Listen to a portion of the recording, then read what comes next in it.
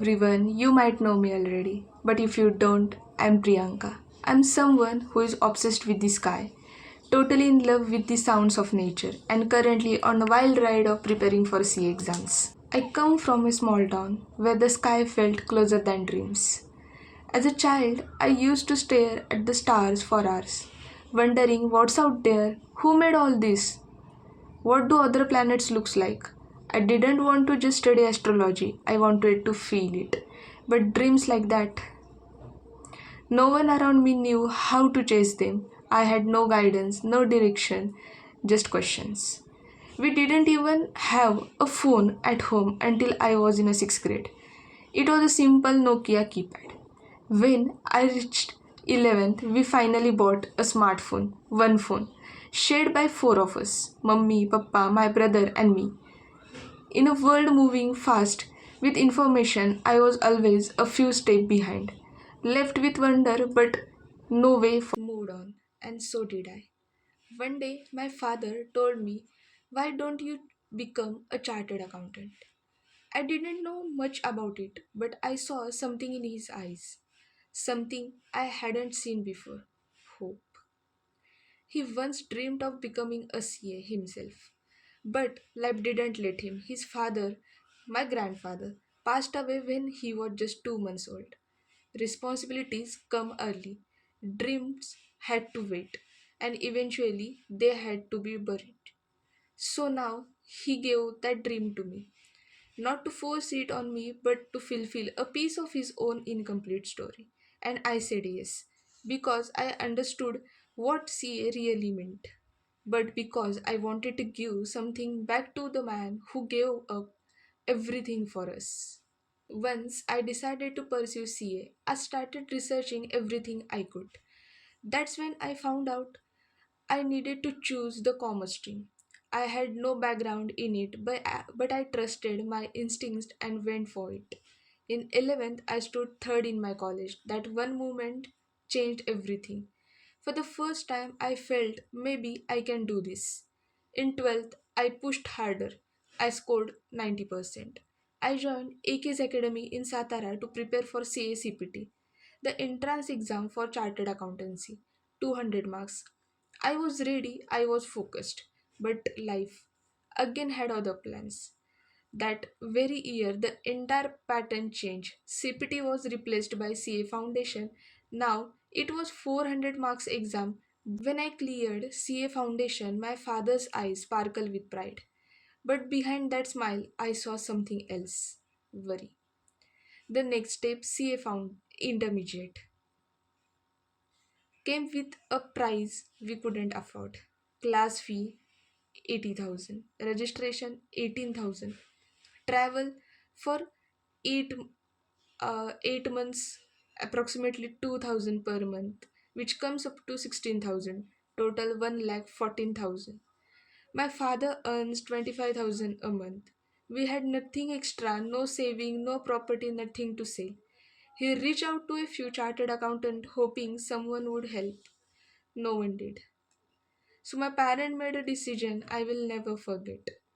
They sold my mother's Mangalsutra to pay my fees. The symbol of their marriage became the price for my education. That movement changed me. I knew I couldn't fail them. I cleared Group 1 in my first attempt, but in Group 2 I missed by 14 marks. I was broken. I felt like I had failed them. But my parents, they didn't blame me. They stood beside me like a wall, saying, "You didn't fail us. You are already made us proud." We lived in 10 by 10 one room house. No study room, no privacy. My mother stitched blouses at home. And every time a customer walked in, I had to pause my studies. Eventually, I started sitting under the mango tree, just outside our home. That tree became my study corner, my classroom, my sanctuary. After failing Group 2 by just 14 marks, my parents suggested I prepare again, but this time I didn't want to burden them anymore. So I decided to join articleship with reputed CA firm in Satara. The stipend was 3,500 per month, a small amount, but it was mine. With that stipend, I covered my travel expenses and bought the study material I needed. I felt like I was finally starting to balance my dreams with reality. But life once again had different plans. COVID 19 hit. Everything changed. My mother, who stitched blouses to support us, lost her customer. My father's company gave him a 1 month leave. My brother fell ill. And to top it all, everything seemed to be falling apart. The world was shutting down, but I kept studying every day as much as I could. I didn't stop, and despite everything, I cleared Group 2. I thought my struggle with money, my exams, and the challenges of my were the hardest part, but I was wrong. During my articleship, I faced something far more painful: bullying. My colleagues didn't see me as an eager learner, but as someone who to be looked down upon. They mocked my father, saying he was poor. They called my mother uneducated. They ridiculed my brother, calling him a chupri. And they even went as far as to say that I had brain in my knees. I tried to ignore it to stay strong, but the words, the cruelly it broke me.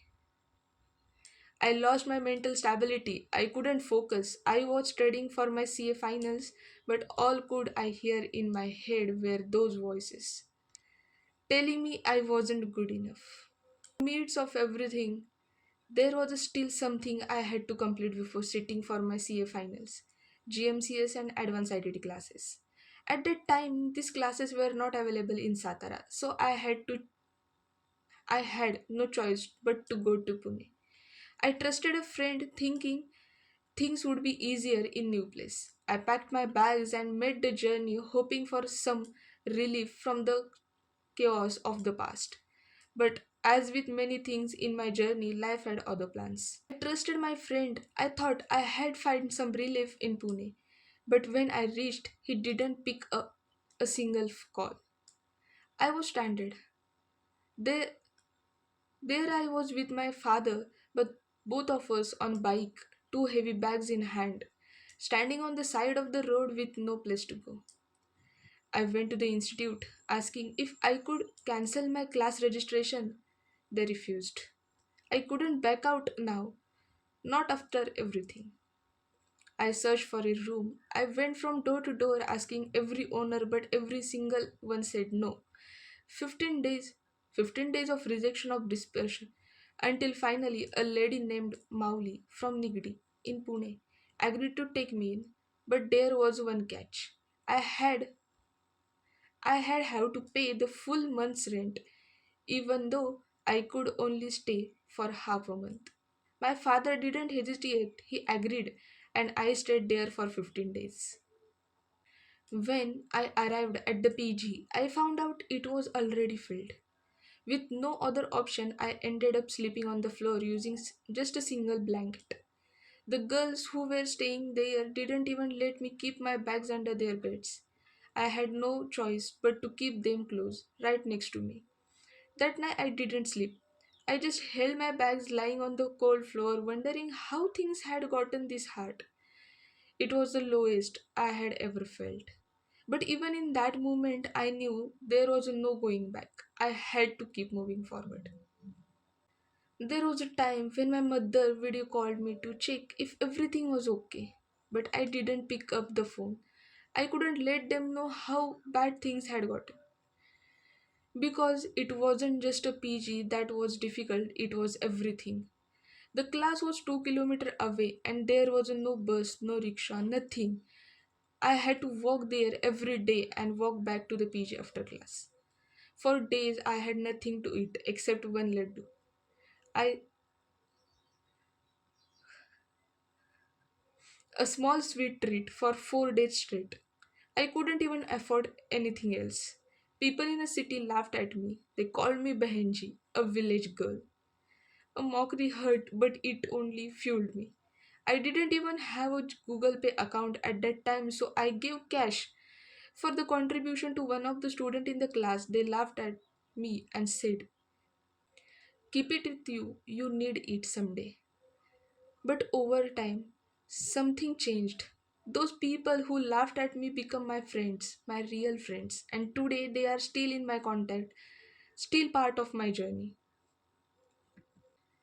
After completing my classes, I returned to Satara and began preparing for my CA final again. Just when I thought I could finally focus, I found out I had to give one last class exam in Pune. It was winter at 5 a.m. My father and I left on the bike. Sweater, cap, and yet cold wind pierced through every layer.